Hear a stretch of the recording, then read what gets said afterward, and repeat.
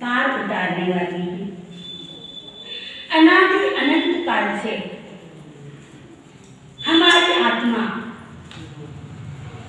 84 लाख जीवा योनि में परिवर्तन कर रही है। किस कारण कर रही है? आत्मा के संग अनंत अनंत कर्म चिपके हुए हैं। कर्मों के लेप से आत्मा पूरी तरह से लिपित हो रही है। उस लेप को दूर करने के लिए परमात्मा की वाणी उत्तर अध्ययन जी सूत्र के माध्यम से आप और हम उसका स्वाध्याय कर रहे हैं। अत्यंत भाग्यशाली होते हैं, अत्यंत पुण्यशाली होते हैं, अत्यंत महान आत्माएं होते हैं। इन दिनों में गुरुओं के सानिध्य में बैठ के परमात्मा की अंतिम वाणी का स्वाध्याय करने का शुभ अवसर, सुनने का शुभ अवसर, ये सत्संग अनंत पुण्य करने से प्राप्त होता है। गुरु का सानिध्य अनंत पुण्य का उपार्जन होता है, तभी जाके हमें ये सब प्राप्त होता है। तो 3 दिन से लगातार आप लोग सुन रहे हैं तन्मय होकर प्रभु की वाणी। प्रभु से यही प्रार्थना करती हूँ, हे प्रभु लगातार 16 पहर तक आप ये वाणी ना बोलते तो हमें क्या ये वाणी प्राप्त नहीं होती? नहीं। प्रभु ने हमारे लिए कितना कुछ करा, जाते जाते भी अपने अनमोल वाणी, अपनी अमृत वाणी का दान दिया, जो कि हमने भी कुछ पुण्य किया, जो यह अवसर मिला। हे प्रभु, यही प्रार्थना करती हूँ मैं,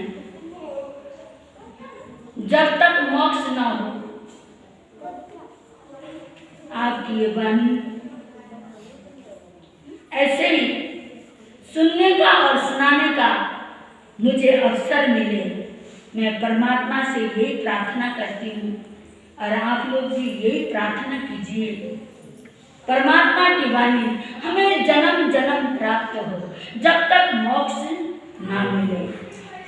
तो अभी अभी आप लोगों ने और हमने स्वाध्याय के गुरु प्रभु की वाणी मूल पाठ में 6ठा अध्ययन और 7वां अध्ययन का स्वाध्याय किया।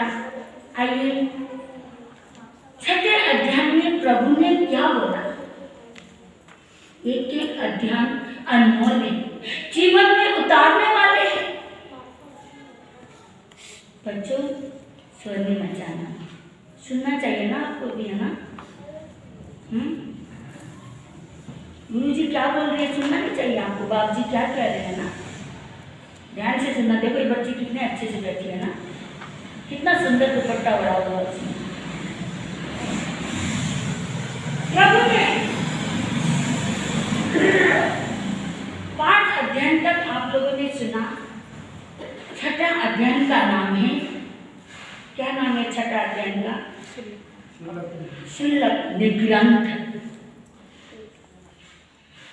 6ठे अध्याय में प्रभु ने कहा है निग्रंथ, जिसमें कोई ग्रंथियां नहीं, जिसमें कोई गांठ नहीं, जिसमें गांठ हो, गांठे हो, उसको क्या बोलते हैं? ग्रंथ।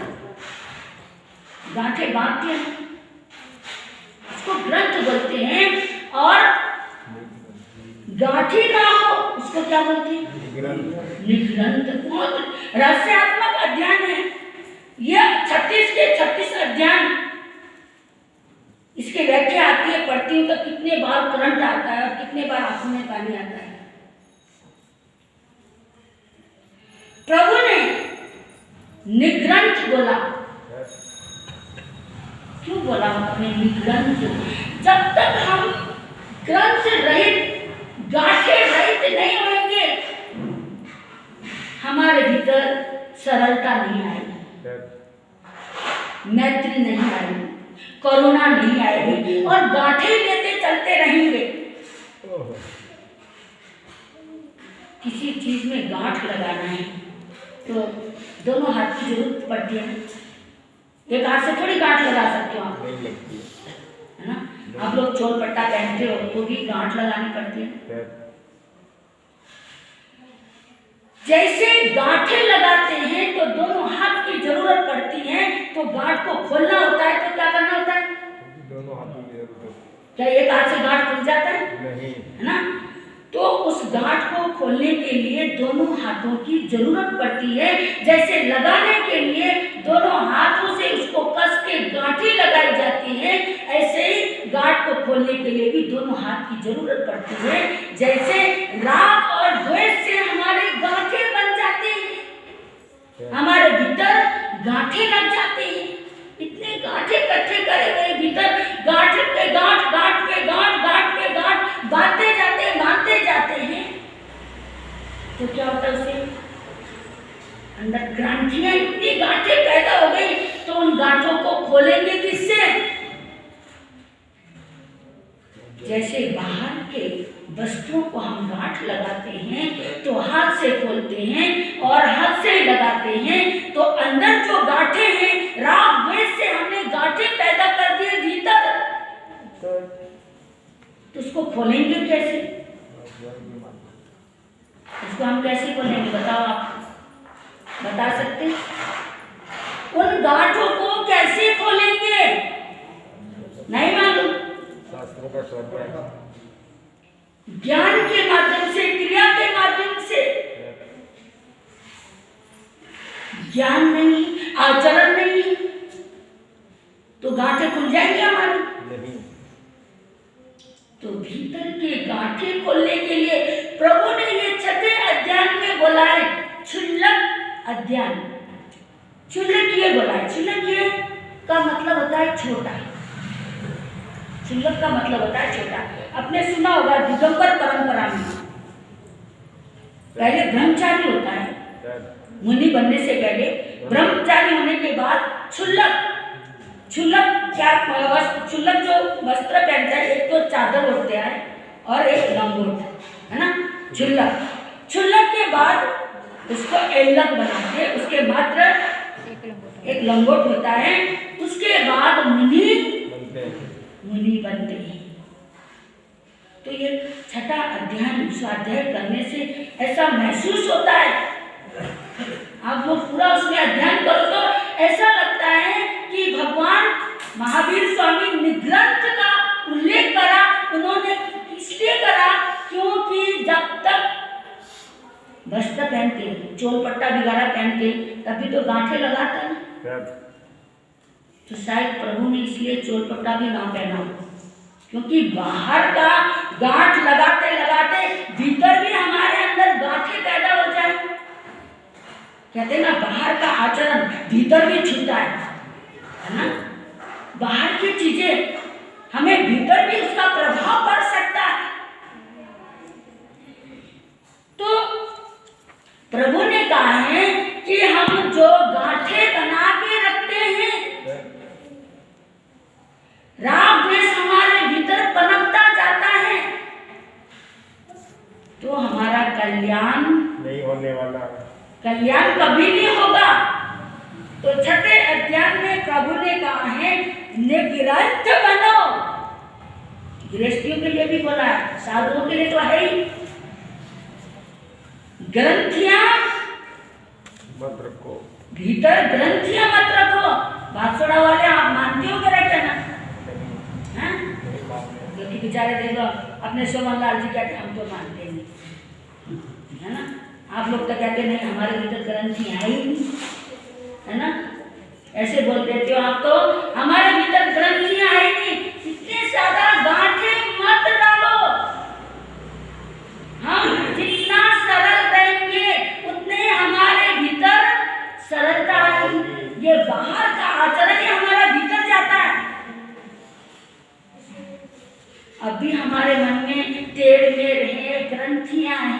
राग द्वेष है, इससे बोलना नहीं, इसके हाथ का लेना नहीं, इसके तरफ का बना हुआ खाना नहीं, इसका प्रसाद हमको लेना नहीं।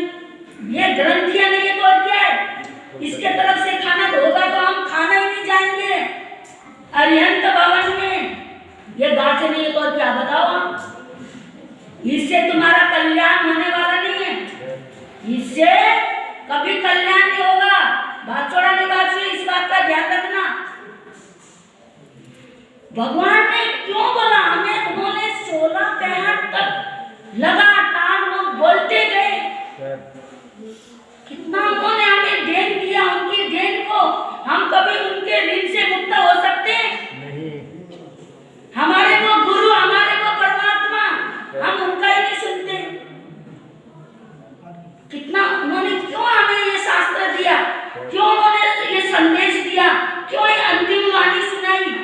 उन्होंने इसलिए कि लोगों का कल्याण हो जाए, उनका जीवन अच्छा बन जाए, संसार से तर जाए और जन्म मरण के चक्रों से मुक्त हो जाए।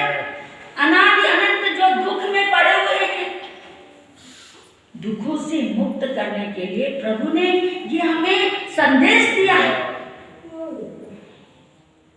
तो इन ग्रंथियों को छोड़ना है। जब तक इन ग्रंथियों को नहीं छोड़ेंगे, तेर मेर को नहीं छोड़ेंगे, हमारा कल्याण नहीं होगा। ऐसा 6वें अध्याय में प्रभु ने उल्लेख किया। आइए 7वें अध्याय का उल्लेख करते हैं। 7वें अध्याय का क्या नाम है? उभ्रियम। इसमें प्रभु ने जीवन को अनित्य बताया है। जीवन अनित्य है। इसमें व्यक्ति लोभ करता है, छल करता है, कपट करता है, तरह तरह के मायाचार करता है, लोभ में अपना जीवन खराब करता है। तो उसका एक एक का उदाहरण दिया है। इसमें 4-5 तो उदाहरण ही दिए हुए हैं। यदि आपके पास किताब है तो उसमें आप घर जाकर भी स्वाध्याय कर सकते हैं। मैं मोटे रूप में कहूँगी क्योंकि आज दीक्षा जयंती भी है ना, समय को भी देखना है और घड़ी को भी देखना है। बोलते जाने से फिर घड़ी के तरफ ध्यान नहीं होता, फिर हमारी बहनें कल आएंगे, आज तो फिर भी सही दिख रही हैं। आज समय पे छोड़ेंगे तो कल ही आएंगे। इसलिए आज संडे भी है ना, बच्चों का भी क्या है? दया है। ये हमारे नंदिनी ने प्रेरणा दी है और आज संडे है तो हमने भी सोचा गुरुदेव की दीक्षा जयंती है तो सभी आज दया भिक्षु दया कर रहे बच्चे। बहुत बहुत धन्यवाद के पात्र है। चलो जितने हैं बहुत अच्छा है। 7वें अध्याय में प्रभु ने कहा है जो आसक्ति में जीता है उसका कभी कल्याण हो नहीं सकता। आसक्ति हमें लेके डुबोता है। भ्रमित होने का कारण, बार बार जन्म मरण को पैदा होने का कारण, अनंत अनंत दुखों में फंसने का कारण, ये सब क्या है? आसक्ति है। एक सेठ को, एक व्यक्ति को, उसने, ये शास्त्र में ही है 7वें अध्याय में, उसने एक तो गाय और गाय का एक बछड़ा और एक क्या बोलते हैं आप? मेमना बोलते हैं क्या? छोटा जो बकरे का सबसे छोटा बच्चा होता है ना, नवजात। उसने एक तो बकरे का बच्चा मेमना और एक गाय और गाय का बच्चा पाला हुआ। बच्चों ध्यान से सुनना, इतने चीजें उन्होंने, उसने 3 चीजें पाले हुए हैं जिसमें गाय तो दूध देती है। क्या देती है? दूध देती है। दूध देती है, घास खाती है और उसका छोटा सा बछड़ा है वो भी माँ का दूध पीता है, मस्ती मारता है।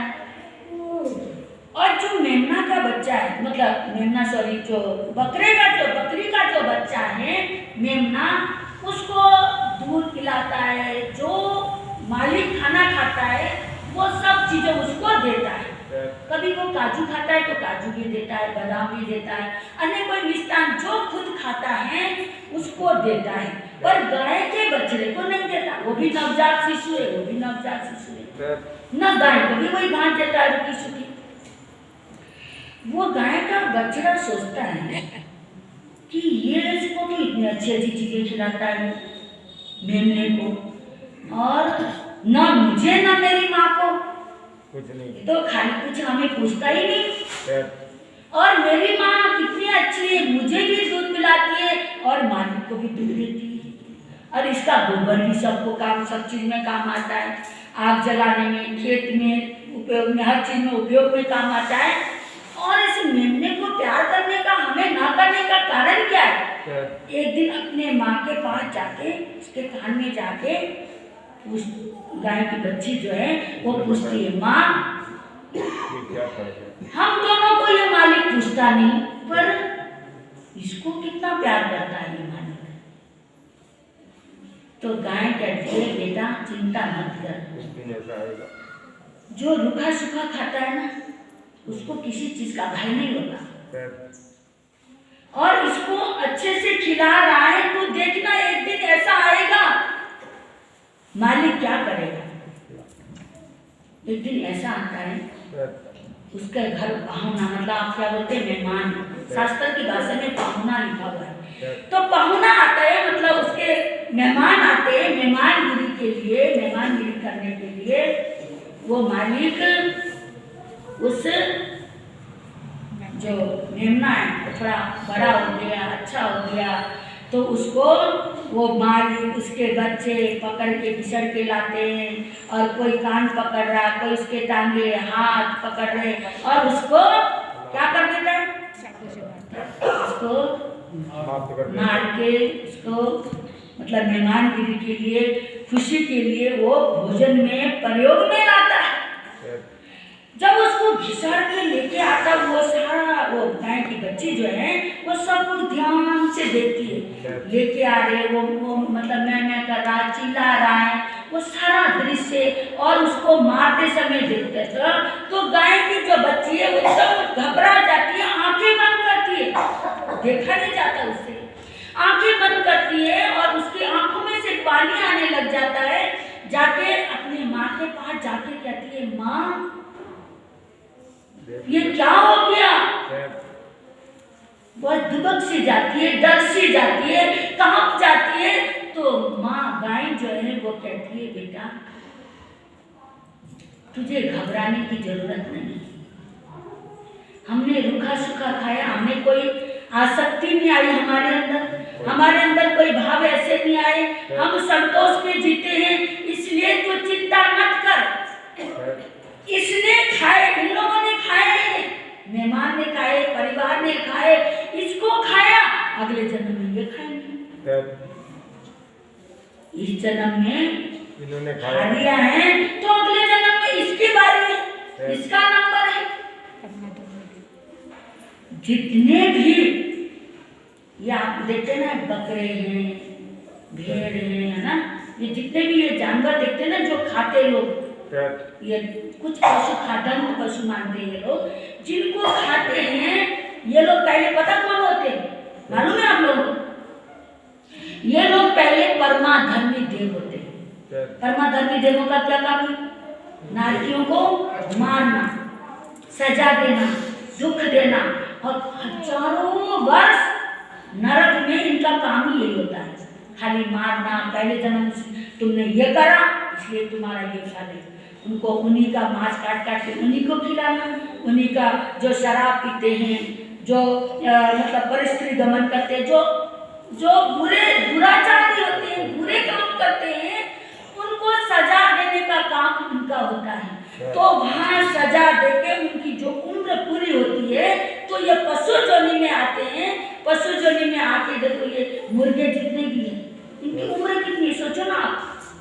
मुर्गे जो आजकल लोग कहते हैं तो आर्टिफिशियल मुर्गे होते हैं, और ये शाकाहारी मुर्गे होते हैं, शाकाहारी अंडे होते हैं, जिसको कहते हैं, ये बताओ कभी ऐसा होता है? नहीं। बिना जीव के ऐसे पैदा होते नहीं, ऐसे तो इंसान के होते हैं, ऐसे तो टेस्ट ट्यूब है, बेबी ट्यूब है, फलाने जो कहते हैं, ऐसे तो वो भी निर्जीव है। इतने अच्छे बच्चे कैसे होते, इतने ज्ञानी ज्ञानी। हमने सूरत में देखा एक बच्चा इतना उसको प्रतिक्रमण तक आता है। तो ये जो बातें होती हैं, मुंबई में हमने कितने बच्चे देखे।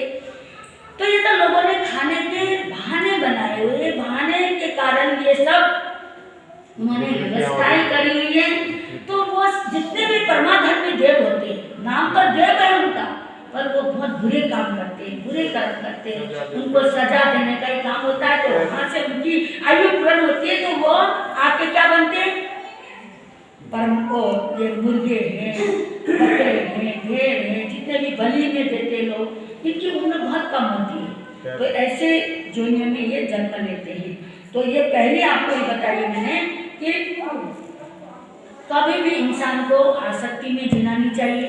भगवान ने हमें इस कहानी से हमें ये मिलता है कि कभी भी कुछ खाने के प्रति और इतना ज़्यादा रस लालुप नहीं होना चाहिए।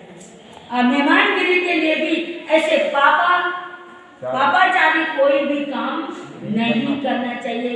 कोई मेरे घर मेहमान आ गए तो तुम किसी का जान लो, ये तो नहीं, ये नहीं होना चाहिए। तो जो ऐसा करता है उसको अगले जन्म में फल अवश्य ही मिलता है। इस जन्म में ना सही परिभव में मिलता है, इस जन्म में ना सही परिभव में मिलता है। अपने पुण्य और पाप का फल सबको मिलता है, अपने पुण्य और पाप का फल सबको मिलता है। इस जन्म में ना सही परिभव मिलता है, इस जन्म में ना सही परिभव में मिलता है। अपने पुण्य और पाप का फल सबको मिलता है, अपने पुण्य और पाप का फल सबको मिलता है। इस जन्म में भी मिलता है, पर इस जन्म में मिले ना मिले, पर अगले भाव में तो हमें वो कर्म करे बिना छुटकारा नहीं मिलता। भगवान ने कहा कड़ा न कमाना नामों का अच्छी, किए हुए कर्म भोगे बिना मोक्ष की प्राप्ति नहीं होती।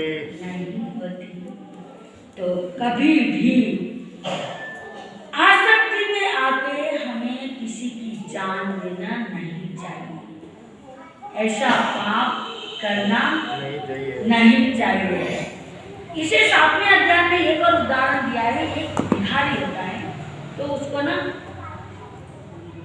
कहीं उसने बहुत सारे सिक्के समझ लो, सिक्के इकट्ठे करे, बहुत सारे हो गए, उसके 1000 सिक्के हो गए। अब भिखारी वो जहाँ भी बैठता उनको गिनता रहता है, इधर बैठा गिन लिया, उधर बैठा गिन लिया, ऐसा करता है।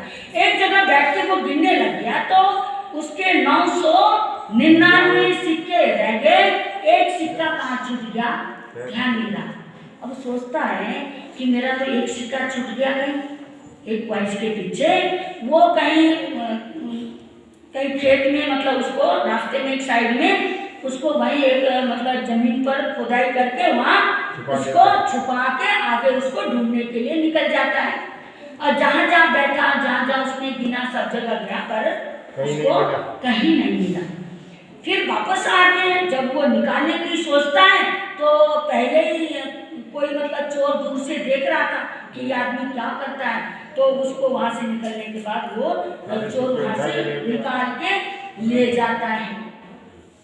तो उसने इतनी अज्ञानता की, एक के पीछे उसने 999 जो सिक्के उसको भी घुमा दिया। ऐसे ही प्रभु ने यहाँ कहा है, कितने मतलब कैसे कैसे उदाहरण देके हमें उन्होंने अक्ल दी है, पर हमें अक्ल ही नहीं आती। तो उन्होंने बोला है कि जैसे उस भिखारी ने इतने सारे सिक्के घुमा दिए एक सिक्के के खोज में, ऐसे ही हम छोटी मोटी चीजों के पीछे, है ना, सारी जिंदगी अपनी जिंदगी, मतलब हम कहीं पर अपने ईमान को ही खो देते हैं, है ना। हम कई बार अपनी ईमान ही बेच देते हैं, अपनी इज्जत को ही दांव पे लगा देते हैं, है ना। हम अपने रिश्ते के मायने नहीं रखते, परिवार के रिश्ते क्या है, गुरु के रिश्ते क्या है, धर्म के रिश्ते क्या है, परमात्मा से हमारे रिश्ते क्या है, कि हम सब एक साइड में रख देते हैं। किसके पीछे? धन के लोलुप होकर, धन के पीछे। और वो धन साथ जाने वाला है नहीं, यही छूटना है। करोड़ोंपति हो जाए तो भी यही रहेगा, लाखपति हो जाए तो भी यही रह जाएगा, हजारपति हो जाए, चाहे कुछ भी कितना भी हो, एक दिन यही छूटना है। पर उसके पीछे हम अपने ईमान को तो ना खोए, है ना। हम सत्य को खो देते हैं। तो प्रभु ने हमें ये, इससे हमें ये अकल आती है, इससे हमें ज्ञान की प्राप्ति होती है कि मनुष्य जीवन तो बहुत महान है, ये बहुत सुंदर हमें जीवन मिला है, लेकिन हम लोभ में आके, लालच में आके हम क्या करते हैं? इससे मनुष्य जीवन की मूल्य को पहचानते नहीं है। इसके मूल्य क्या है, कैसा अनमोल जीवन है। देवलोक को भी अनमोल नहीं बोला, देखो ना कितनी बड़ी बात है। देवलोक में, जबकि देवलोक में इतनी रिद्धि सिद्धि समृद्धि, अथाह सुख, अथाह भोग विलास, आपके पास तो यहाँ तक कहते जो भवनपति, भवनों में रहने वाले, मतलब आपके ही नहीं, इधर ही मतलब मनुष्य लोक में रहने वाली जो देवी होती है ना, कहते हैं उस देवी के पाँव में जो जूती पहनती है, उसके जूती में अंगूठे के तरफ एक छोटा सा नग, वो नग पूरे भारतवर्ष जम्बूद्वीप की सारे संपत्ति एक तरफ, उस नग, या भगवती जी शास्त्र में बोला है, उस नग की मूल्य एक तरफ। कितने अद्भुत और कितने ये भोग चुके हो आप भाई लोग, तो कितने बार आप देवियां बन चुके हो। ये थोड़ा ना आप हमेशा पुरुष ही बने हो, आपने पहले पुण्य करा, छल कपट नहीं किया, इसलिए पुरुष बने हो। और इस जन्म में आप फिर छल कपट करोगे, ग्रंथियां लेके बैठे रहोगे, राग द्वेष में भरे रहोगे, तो अगले जन्म में आप पुरुष बन जाएंगे नहीं। हमारे तरफ देखो, हमने कोई छल करा, तभी तो हम स्त्री जोनी में पैदा हुए, तभी तो हम लोग स्त्री बने। तो प्रभु ने हमें ये संदेश दिया है कि अनमोल रतन है मनुष्य चोला, मनुष्य का जीवन, ये जीवन को उस भिखारी जैसा हालत मत बनाना। पर हम बना ही रहे भिखारी वाला हालत। हमें थोड़ा सम्मान कहीं मिल जाता, हमें थोड़ा मान कहीं मिल जाता, हमें कहीं लाभ कहीं मिल जाता है, तो हम सत्य से इतने दूर हट जाते हैं, सत्य को हम छोड़ देते हैं। तो हमें ये संदेश मिला है कि हमें सत्य को नहीं छोड़ना, तो हमारा कल्याण होगा। तो प्रभु ने ये खुद प्रभु की वाणी है, ये जो छोटे छोटे दृष्टांत है ना, मैंने कई किताबों में पढ़ी नहीं है, आपके पास सबके पास पुस्तक है, इसमें भी होगी। तो एक और उदाहरण, इसमें कितने हैं? 4-5 उदाहरण हैं लगभग, इसमें मैं आपको बता रही हूँ। 2 उदाहरण हो गए। तीसरा उदाहरण है, एक ना राजा होता है, और राजा को ना मतलब कोई रोग लग गया, बीमार हो गया, उसको बहुत सारे डॉक्टरों को दिखाया, बहुत वैद्यों को दिखाया, इतने चिकित्सकों को दिखाया, पर वो ठीक ही नहीं होता। तो एक वैद्य ने कहा ऐसा है, इसकी मूल बीमारी मैंने पकड़ ली है। इस राजा को आम खाने नहीं दिया, ना आम खाना, ना आम को देखना, ना आम को सूंघना। देखो आम भी ऐसी चीज है, मतलब कोई बीमारी हो तो वो आम से, मतलब एक आम जो है वो जहर का काम करता है। ऐसा वैद्य ने कहा कि राजा को आम से एकदम दूर रखना। ठीक है, वो भी आपने वो ठीक होने के लिए तो कोई कितनी प्रिय अच्छी चीज हो उसको भी त्यागने के लिए इंसान तैयार हो जाता है। और यदि धर्म के लिए, परमात्मा के लिए यदि इसको त्यागना बोले, वो त्यागने के लिए नहीं ऐसा होता है, अपने लिए फिर भी वो तैयार हो जाता है। राजा तैयार हो गया तो एक दिन ऐसे मतलब मंत्री सब कर्मचारी लोग सब घूमने चले गए बाग में गए, वहां तो इतना आम पक रहा, पीला, पूरे बाग ये पीले आम, और पके आम में खुशबू अलग से आती है, ऐसी सुगंध आ रही है, बड़ा अच्छा लगा। तो मंत्री ने कहा, राजन आपको तो यहाँ आना ही नहीं था। मंत्री ने बोला, आपको यहाँ नहीं आना था, चलो। उसने कहा, अरे कैसी बात कर रहे हो, मैं कौन सा खा रहा हूँ, देख ही तो रहा हूँ। राजा क्या कहने लगा, अरे मैं देख ही रहा हूँ, कौन सा खा रहा हूँ, अभी मुझे यहाँ बैठने दो, मुझे अच्छा लग रहा, इसकी सुगंध अच्छी लग रही है। पर राजा ने क्या बोला है, कुछ नहीं बताना, देखना भी गुनाह। उसको देखना भी नहीं, सुनना भी नहीं, खाने की बात तो बहुत दूर है। पर वो राजा माना ही नहीं, कहने लगा नहीं, मुझको तो यहाँ अभी बैठना है। अब बैठ गया, बैठते बैठते बड़ी ठंडी ठंडी हवा आई, कहने लगा मैं तो लेट जाता हूँ, तो आम के वृक्ष के नीचे लेट गया। एक आम हवा चली, एक पका हुआ आम उसके ऊपर आके गिरा, और राजा ने उस आम को, मैंने कौन से बुलाया, मैं कौन सा आम को लेने गया, कौन सा मैंने आम को तोड़ा, ये तरफ देखो, उसने ऐसा कहा और कह के फटाफट उस आम को चूसने लग गया। और राजा क्या हो गया, बीमार हो गया। और बहुत मतलब सबने कहा अरे आम खाने से हुआ। कुछ दिन के बाद राजा संसार से चला ही गया। तो प्रभु ने कहा जैसे उसने अपने अनमोल जीवन का मूल्य नहीं पहचाना, ऐसे ही व्यक्ति लोभ में आके, मोह में आके, आसक्ति में आके और जीवा के रसने इंद्रियों को वश में ना करके संसार से चला जाता है, तो वो भी दुर्गति को प्राप्त होता है। तो ये सत्य को पहचान के दुर्गति से दूर रहने के उन्होंने हमें रास्ते बतलाए हैं। कितने हो गए, 3 हो गए, मेरा कहाँ चलेगा। और एक और बताया है, पिता के 3 बेटे, तीनों बेटों को पिता ने कहा मैं तीनों को एक सा रकम देके तुम्हें कहाँ भेजता हूँ, व्यापार के लिए भेजता हूँ, तुम अपनी मर्जी से जो मर्जी करके आ जाना। उन्हें एक सा रकम दिया और तीनों को भेज दिया। समय आपका हो रहा, तीनों को भेज दिया। तो पहला वाला जो गया वो लेके गया और वो था, अपने खाया पिया, मस्ती करी, मौज मस्ती करी। उसने जो पिता ने दिए थे ना रकम, मूल जो है ना, उसको भी खा पी के खत्म कर दिया। दूसरे नंबर का उसने सोचा मेरे तो पिताजी ने दिया है भाई, इसको तो मैं कैसे भी बचाऊंगा, मैं इसको खराब नहीं करूंगा। उसने बचाया। और जो तीसरे नंबर का, उसने कहा पिता ने मुझे कुछ सोच के दिया है, तो उसने उसको व्यापार में लगाया और आगे लगाया और उसके पास खूब पैसा हो गया। अब तीनों वापस आया, पहले वाला तो खाली आया, जो पिता ने दिया था उसको भी गवा के आ गया, और दूसरे नंबर का जो दिया था उसको बचा के लेके आया, और तीसरे नंबर का वो तो माला माल गाड़ियां के गाड़ियां लेके आया। पिता भी दंग रह गया। अरे तीनों बेटे में से कौन सा बेटा अच्छा लगा आपको? देखो आप भी बनी हो ना, तो आपको भी। तो तीसरे नंबर का उसको पूरा लेके आया। तो समझ लो ये मनुष्य जीवन है हमारा। पहले नंबर का बेटा क्या करके घुमा के आ गया, तो जो मनुष्य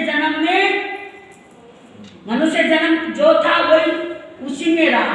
दूसरे नंबर का वो पूंजी लेके आया, जो मतलब वो तो नरक तिरंज में गया। पहले नंबर का नरक तिरंज में गया क्योंकि उसने कुछ करा ही नहीं।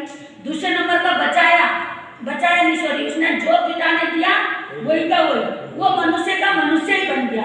और तीसरे नंबर का इसने माल बढ़ाया, वो और आगे बढ़ा, वो मनुष्य से देवलोक से या वो देवलोक में या मोक्ष में गया। तो ऐसे ही हमें भी अब हमें जन्म अच्छा मिला है, मनुष्य का चोला मिला है, इसमें हम धर्म ध्यान करेंगे तो हमारी पूंजी बढ़ेगी, है ना। जैसे आप धन कमाते हो, आप जगह खरीदते हो, बैंक बैलेंस बढ़ाते हो, तो आप एकदम होते हो ना भाई हमारे पास तो अच्छा पैसा है, हमें कोई टेंशन नहीं। इसी तरह धर्म की पूंजी भी आपके पास होना चाहिए, बैंक बैलेंस होना चाहिए आपके पास, तो आपको कोई टेंशन नहीं होगी, क्योंकि आपके मन में एकदम ऐसा कॉन्फिडेंस रहेगा कि मुझे तो अच्छी गति मिलेगी, है ना, मैं अच्छे भाव में पैदा होऊंगा या होंगी। ऐसे भाव आएंगे तो भीतर भी शांति, बाहर भी शांति। तो एक और बताया प्रभु ने उदाहरण, जीवन जो है ओस के बिंदु के तरह है। कैसे? इसी में है ये पांचों उदाहरण। ओस के बिंदु के तरह है। ओस के बिंदु जैसे सुबह के टाइम आप देखिए कि पत्ते में कहीं पानी कितना सुंदर सा मोती सा होता है, जो जो सूर्य निकलता है वो धीरे धीरे विलीन हो जाता है। अंजलि के पानी के तरह बता, आप अंजलि भर के पानी कितना ही भर दो, वो धीरे धीरे धीरे धीरे धीरे वो पानी टप टप गिरता हुआ अंजलि का पानी खत्म हो जाएगा। तो पता नहीं है जीवन का ये क्षणभंगुर बोला है, जीवन को क्षणभंगुर बोला है। कभी भी किसी भी समय किसी भी वक्त ये श्वास की डोरी टूट सकती है। इसलिए इस जीवन को समझो, मानो। तो जो समझता है, जो मानता है, वो अपना कल्याण करता है। जिन्होंने समझ लिया, जिन्होंने मान लिया, ऐसे गुरु की आज क्या है? दीक्षा जयंती है। दीक्षा जयंती। मेवाड़ प्रवर्तक, जो मेवाड़ के प्रवर्तक है, जो मेवाड़ के राजा है, जो मेवाड़ के देव है, मेवाड़ के परमात्मा है, ऐसे गुरुदेव की आज दीक्षा जयंती। और दीक्षा जयंती में बांसवाड़ा श्री संघ ने क्या करा? आज एकासना दिवस मनाया। एकासना दिवस के रूप में आप लोगों ने गुरुदेव की दीक्षा जयंती मनाई, बहुत बहुत धन्यवाद है। कल अचानक ही शाम को मैंने, वैसे तो सुबह से जा रही थी, शाम को 4 बजे मैंने कहा पूनम आज गुरु का कल खाली नहीं जाने देना। ये कहने लगी शास्त्र चल रहा है। मैं कहती शास्त्र को भी चलाएंगे, उसको एडजस्ट करेंगे हम। तो गुरु की जयंती, और अभी हम गुरु के सानिध्य में इतने दिन रह के आए, उनका जीवन मुझे बताने की आवश्यकता नहीं। वो सबसे कितना प्रेम करते, जैसा नाम उनको मदन गुरुदेव का जैसा नाम, वैसे उनका व्यक्तित्व, और वैसे उनको भोले बाबा कहते हैं ना लोग, है ना? भोले बाबा कहते हैं, तो वास्तव में भोले बाबा है। मैं भी बहुत समय पावन धाम में उनके सानिध्य में रही, और अस्वस्थ होते हुए भी कैसे मंगली देना, सबसे प्रेम से बोलना, उनका व्यक्तित्व कितना अद्भुत है, उनका जीवन कितना महान है। तो बांसवाड़ा निवासियों ने आज कितने विकास में हुए? 101 से ऊपर विकास में हो गए। 108 हो जाए तो और खुशी की बात है ना? 100 वैसे तो होंगे, हमारे भी 2-3 जने का, हमारे भी नंदनी भी कह रही मैं काश न करूँगी, वैसे भी दया है इन लोगों का। और छोटे छोटे बच्चे, इनके भी दया है। चलो जितना करते हैं, धर्म जितना हो उतना ही अच्छा। तो छोटे छोटे बच्चे, इन्होंने भी भिक्षु दया की आराधना गुरुदेव के चरणों में अर्पित की है।